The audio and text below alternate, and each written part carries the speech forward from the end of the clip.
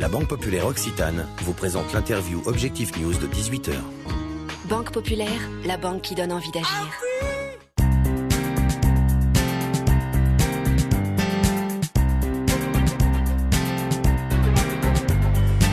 Bonjour à tous, merci de nous rejoindre sur objectifnews.tv en compagnie aujourd'hui de Valérie Sautoret. Bonjour. Bonjour. Vous êtes directrice du centre e-santé à Toulouse. Vous êtes ingénieure spécialisée biomédicale et vous avez également une formation commerciale. Vous êtes directrice depuis janvier 2013. Vous dirigez également la plateforme d'innovation Platine qui est maintenant directement associée au centre e-santé. Quel type de projet accompagnez-vous ? Alors notre vocation, c'est d'accompagner les projets de développement de solutions de e-santé et de pouvoir être en capacité d'accélérer leur développement depuis l'émergence de l'idée jusqu'à la mise sur le marché d'une solution.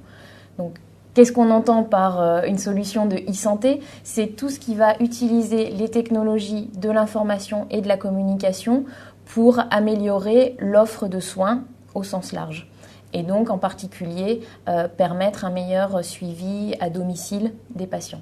Aujourd'hui, une dizaine de projets sont accompagnés. Est-ce que vous pouvez nous citer un ou deux exemples ? Oui, tout à fait. Donc, c'est des projets de différentes natures. Nous accompagnons des startups qui se lancent sur des innovations dans le domaine de la e-santé. Donc, nous les aidons à construire leur business plan et à développer leurs solutions. Nous accompagnons également des projets collaboratifs qui impliquent des équipes médicales, des laboratoires de recherche et des entreprises fournisseurs de solutions technologiques en réalisant les phases d'évaluation de ces projets-là. Nous accompagnons également les établissements de santé ou des professionnels de santé dans la réalisation de leurs démarches d'innovation et d'incorporation à leurs pratiques des outils de e-santé. Est-ce qu'aujourd'hui les patients ici en Midi-Pyrénées, plus généralement sur le sol français, bénéficient du développement de ces technologies ? Pas assez. Ça démarre. Il y a quelques exemples emblématiques. On peut citer par exemple des choses qui existent sur le marché depuis quelque temps maintenant sur les détections de chutes ou de fugues grâce à la géolocalisation pour des patients Alzheimer, par exemple, ou des personnes âgées fragiles.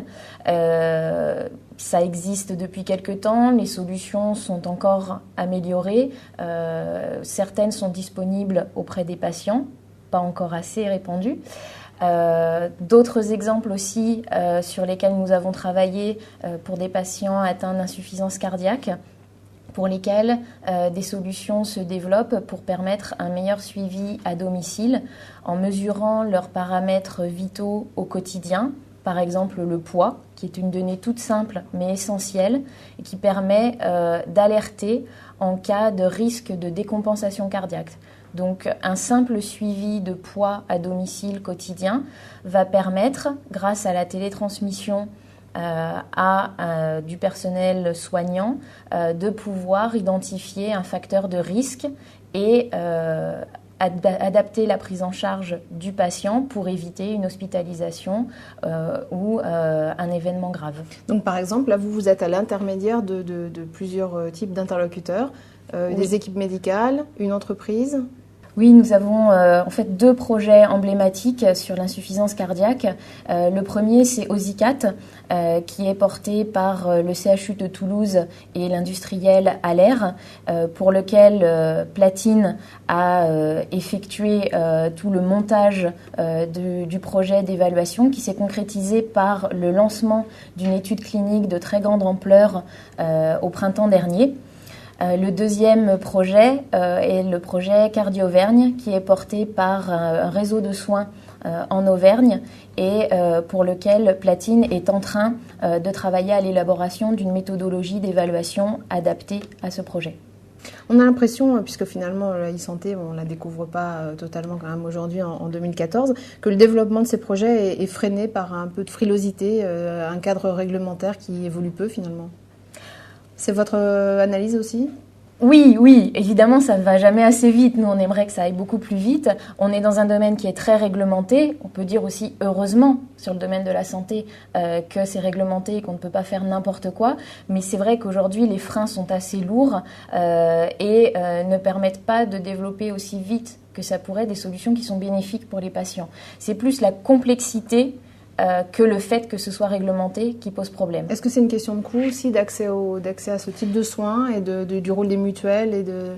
La difficulté est de trouver le rôle pour chacun des intervenants et en particulier qui paye quoi, tout simplement. Le rôle des différents financeurs et quelle est la valeur ajoutée dont vont bénéficier les différents bénéficiaires d'une solution de e-santé pour que le coût du déploiement de cette solution puisse être pris en charge par ces différents bénéficiaires. Aujourd'hui, la question clé, elle est vraiment sur le modèle économique des solutions de e-santé qui est un frein à leur déploiement.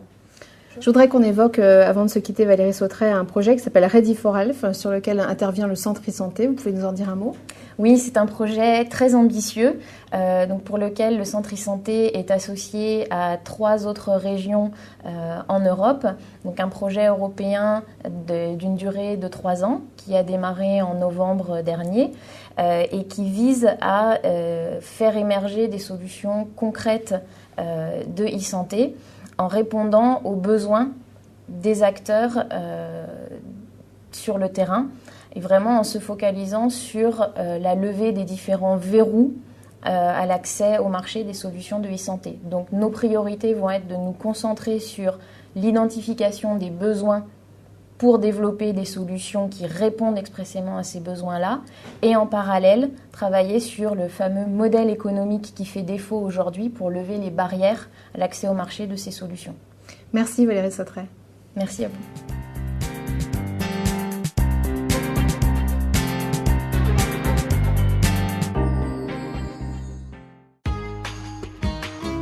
La Banque Populaire Occitane vous a présenté l'interview Objectif News de 18h.